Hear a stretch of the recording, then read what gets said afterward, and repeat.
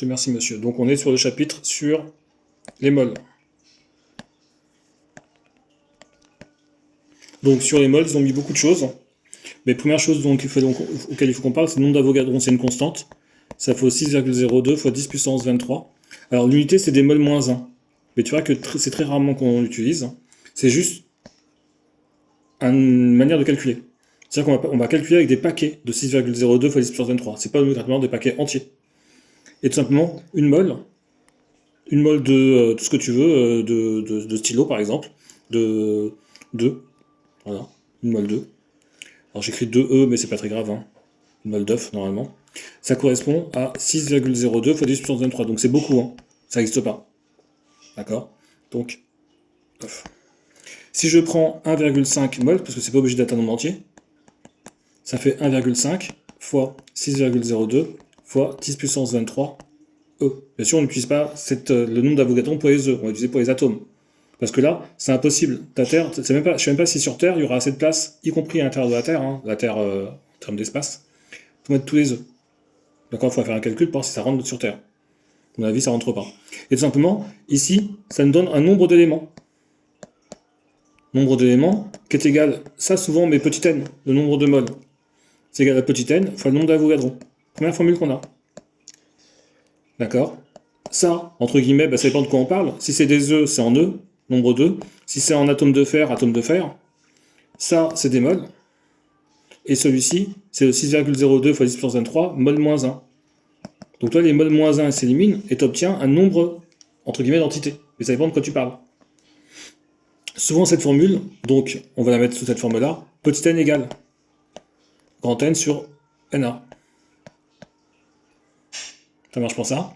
On peut calculer aussi n, ça dépend de comment on nous parle, comment on nous le fait, mais imagine que je prends du sel ici.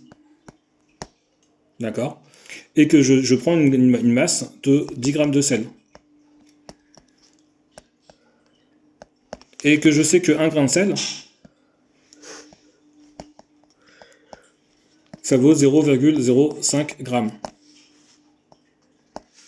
Simplement le nombre de sel que j'ai à l'intérieur, le nombre d'atomes nombre de grains de sel,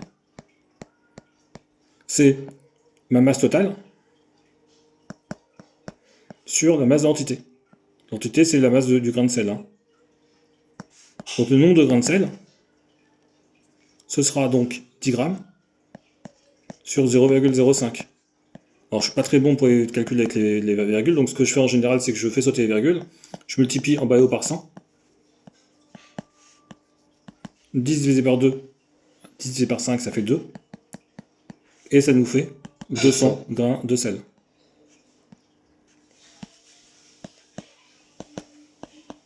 Grains de sel.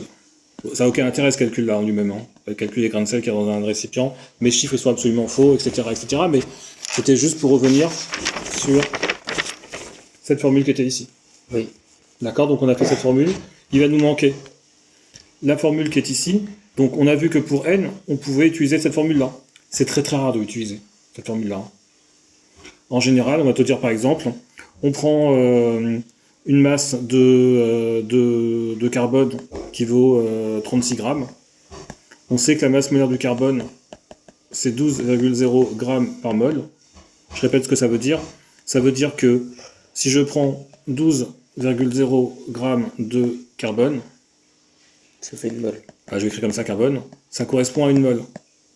Et tant qu'on y est, alors je vais pas écrire mol comme ça, je vais écrire avec un petit m.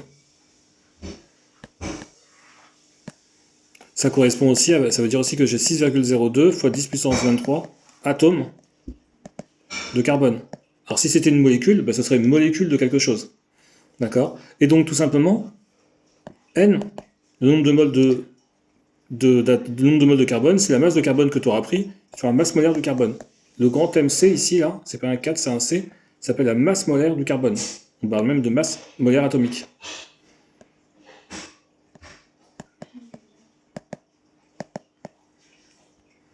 Simplement, on peut faire le calcul. N est égal à 36 sur 12. N est égal à 3 moles.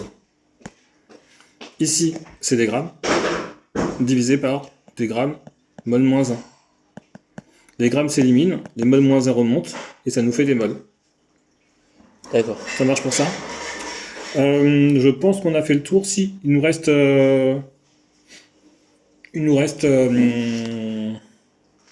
la masse d'un atome. Non, j'ai une molécule. Non, d'un atome. Ah, d'accord. La masse d'un atome, c'est la masse de ses constituants.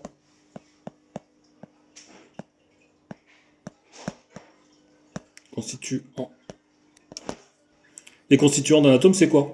Ben, c'est les Les électrons nucléons. plus le noyau.